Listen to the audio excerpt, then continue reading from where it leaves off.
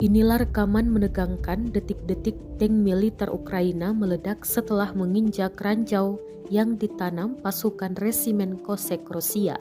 Rekamannya ramai beredar di Telegram pada Rabu 14 Desember 2022.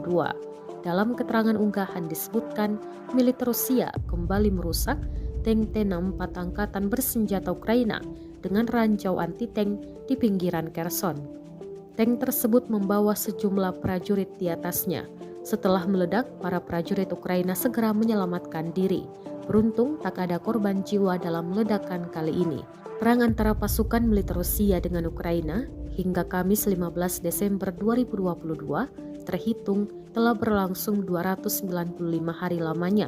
Konflik yang terjadi di antara dua negara bertetangga tersebut hingga kini masih berlanjut dan belum tampak akan segera berakhir.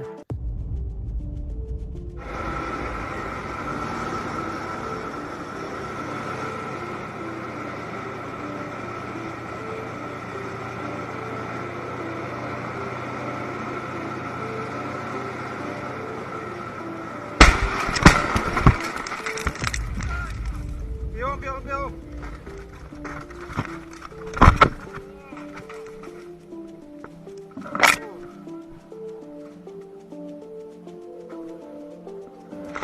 Terima kasih sudah nonton. Jangan lupa like, subscribe, dan share ya.